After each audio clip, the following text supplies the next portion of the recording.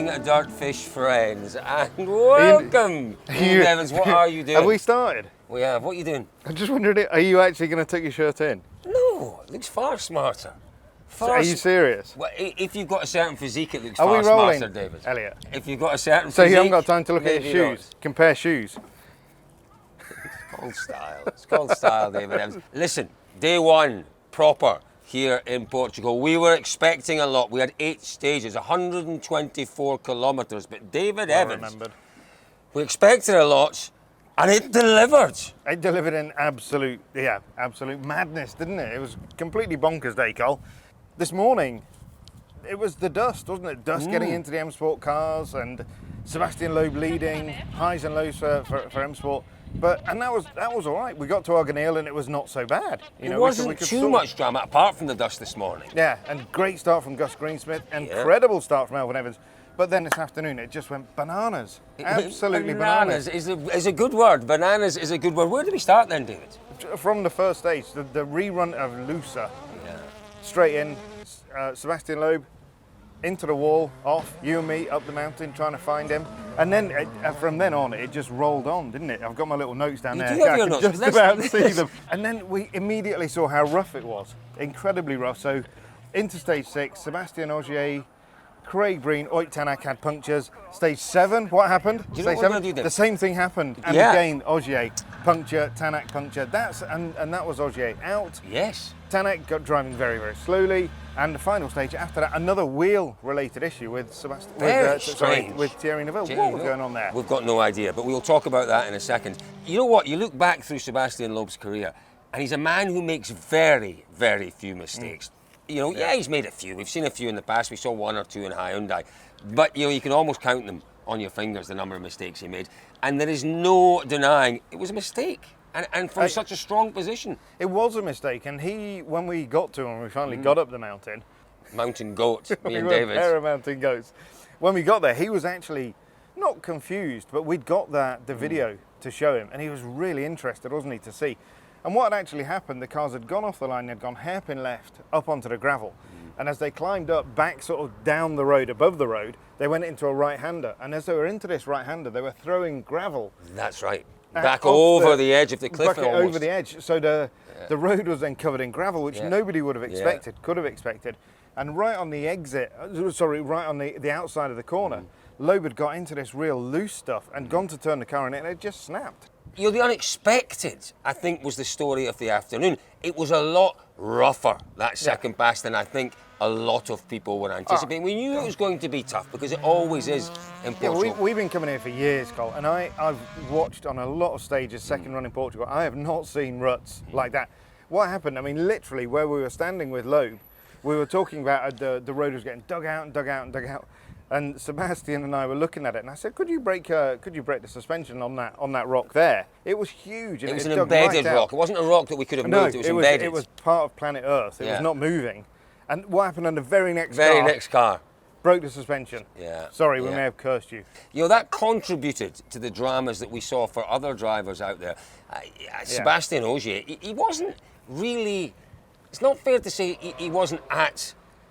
He wasn't at the. He wasn't at the races. He wasn't at the races today. But I think because he was there or thereabouts. But no, that was the morning, and he talked about the fact the car was lazy. They'd worked on the car. They'd brought the car to him a little bit. They got some more precision, stiffened the car up, and he was quick first through the looser stage. I think he was within 4.5 seconds of the lead. Yeah, and so he was getting right back into it, and then the punctures, and it was just. The one thing you've got to say, I have not seen Portugal as rough as this. It is like Turkey. Craig said absolutely. It was just like Turkey in places. You could argue worse than Turkey in some places. It was really. But is it good fortune that Calais and Elvin have avoided them and that they've taken perhaps a different line? When we were in Turkey and those rough conditions we saw there, which I'd have to say I don't think we're any rougher than here. It really was rough here. Who was the one that managed to weave his way? Elvin. Correct. Yeah, it's been an okay day. It's so difficult out there in terms of how rough it was. I think a bit of a lottery if you come out of some of them with a puncture or not. The extreme, the conditions were very extreme. Of course, you try to manage the best you can, but I'm sure there's some of the guys who had punctures who also tried to say the same. You have to say Elfyn Evans, we expected him to go well. We knew there was an advantage to be had with road position. Nothing in the afternoon. The afternoon was all about really clever, intelligent Surviving. driving. Clever, intelligent, Yeah, quick driving, and that it it was. wasn't just survival. But I think we talked to him a lot at lunchtime, and that first stage time, it really got him off on the right foot, didn't it? 100%. It was incredible. You know, he found a rhythm, and to take 6 seconds out of everybody was When the rest of them were so close. yeah, it so was close. quite astonishing, and that sets the tone. And clearly, that set the tone for his day. It raises the confidence, it raises the comfort in the car, the trust in the car, and everything. And suddenly, when you're out front and you're doing that, you feel you can do anything with the car. The car becomes part of you, doesn't it? It absolutely does. And equally, you know, we saw with Ogier, he was completely at odds with the car this morning. And it's difficult. Everything you try and do, every way you try and turn the car, it just feels like it's fighting against you a little You're not bit. trusting it, are you? You're not trusting the car to do what you want it to do, and that's really difficult to actually, commit 100%. Totally. And clearly, Elfyn's, he's found that confidence in the car, and he's done that all through the day. The interesting thing now is, what does Calais do? You know, he's around, he's not far behind. Obviously, we are actually recording this before the Super Special in Lusada. He sits around 10 seconds behind Elfyn. What do? You Well, know, do you know what? What you asked me, am I allowed to answer that? Yeah, go on. Do you know, I'd have to say that I think the Bless driver, you. the Honest driver, me down there. the driver of the day for me has been Calais Rovanpera. First on the road this morning was a remarkable drive. You look back to last year, and first on the road was Sebastian Ogier, 42 seconds off the lead after the first loop. He pulled it back in the afternoon. It's very hard to 20 compare the conditions. It is year very, on very year. hard. I know that. But what I'm saying is, to be It's within very 10 impressive. seconds of the lead. Rovanpera, we know, has the confidence of a gladiator right now. Nothing can stop him. Nothing can get in his way. No one will beat him.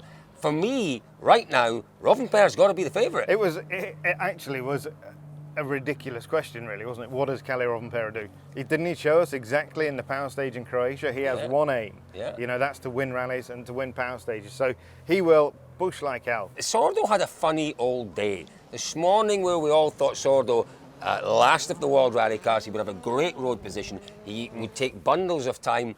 Well, actually, what we all thought at the start of the year about it being difficult to jump straight into this new car, and master it, was probably correct. I think we expected a little bit too much of Sordo this morning. I'd agree with that. I mean, we didn't talk in depth with him, but, you know, he had a good place on the road. And the guys around him all made the best of that kind of position. He didn't.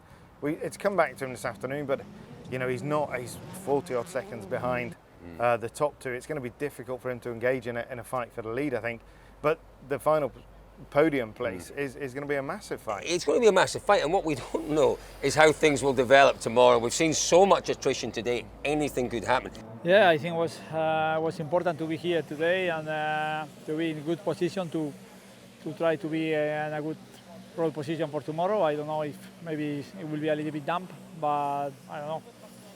Let's see, tomorrow is another day, other roads, and let's see the weather, what's happening.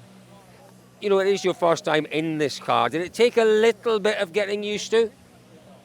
Yeah, it's difficult because it's a lot spinning a lot, the wheels, and I think we have some problem because we have no grip at all in the front and all, and we need to check today.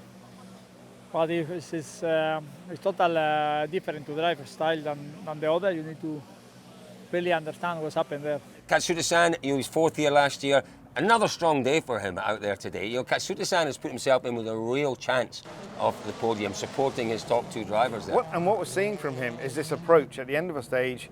If it's not coming, if it's not flowing, he's just throttling back just that little bit and just not taking huge risks and just bringing the car to the finish. Yeah, great stuff from him. Now, the third of our protagonists fighting for that final podium place is Gus Greensmith. Gus Greensmith had a really unlucky day. We know that it's a rally he loves, and he showed us in that opening stage just how much he loves it. He then really struggled with the dust coming into the car. I think he had a hybrid boost problem at one point as well. Greensmith, he talked about a podium at the start of the rally. He's got every chance with the position he's in now. Do we expect tomorrow's stages to be quite as rough? No, nothing like as maybe rough. Not. So Nothing maybe like not, as rough. Maybe not quite the same level of madness as things settle down into the weekend. But still, you know, what I expect from Gus is fastest stage times. I think he's got the ability to do it here. he's got the speed and he's got the commitment. We saw that in the first stage this morning. Really disappointing with the dust and, like you said, a hybrid. Another hybrid issue for Craig as well in another one of the Pumas. Yeah, it's been a day of great promise for M Sport, but perhaps not quite delivered for them. I don't think that's a very good way to put it. I don't think they'll be. Yeah, you know, they'll be able to take positives away from the day, but they won't be happy at all. But what I have to say, hats off to one or two drivers out there today. Pierre-Louis Loeb. I have to say, with my driver ratings, I've been a little bit harsh on Pierre-Louis in the past. Today he had a fantastic day. Okay, in stage 8, I think it was, he had a bit of a spin, lost him a lot of time. He was potentially heading for the podium at that point. Yeah, no, strong day. But strong day, really again strong in day. Croatia, really strong. Talked a lot about the fact that he felt finally his WRC career could get going now. He'd got a car and a team that he really felt at home with. But we're seeing that. Yeah, it's really are again seeing a that. good place on the road to start with, but made the most of it. Should we just quickly talk maybe a little bit? Maybe it's a bit difficult because we don't quite know what's happened yet. Thierry Neuville was looking again very strong, was right up there pushing for the win, and then that bogey stage, it was the same stage as last year. Remember, he rolled out from the lead last year. This time he's had a problem with the front left wheel, and it was very strange because it happened on the road section going into the stage. Yeah, I think it's easy sometimes to forget the stresses that these cars go through. We've talked already about how rough they are, how deep the ruts are.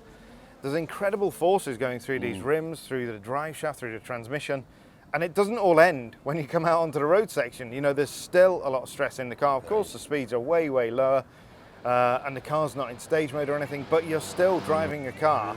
You know, you're still on the road, and obviously something has failed. You've just got to feel sorry for Thierry. And, you know, and Hyundai. And Hyundai. Again, you know, great promise. And it's just a difficult event for them. It has been a difficult event. But what it has been, folks, is a really, really entertaining day. Maybe not if you're Sebastian Ogier, Sebastian Loeb, Tanak, Thierry Neuville, Craig Breen.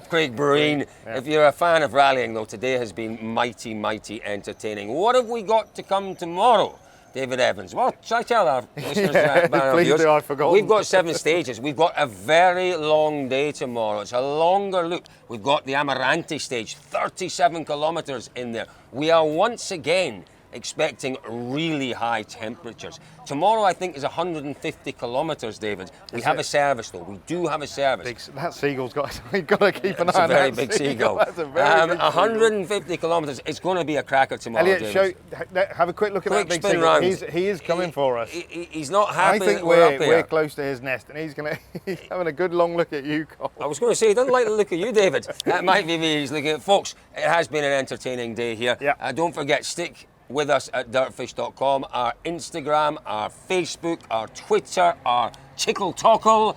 What else is there? And look at EWRC for the best result service in the world, bar none. It's amazing. For the best written articles in the world, bar none, dirtfish.com. Yep. You going to wear that shirt again tomorrow? I think so, mate. And I'm going to tuck it in. Are you going to leave yours out? No, I'm tucking mine. I'm keeping It's mine. all about the in. physique, David.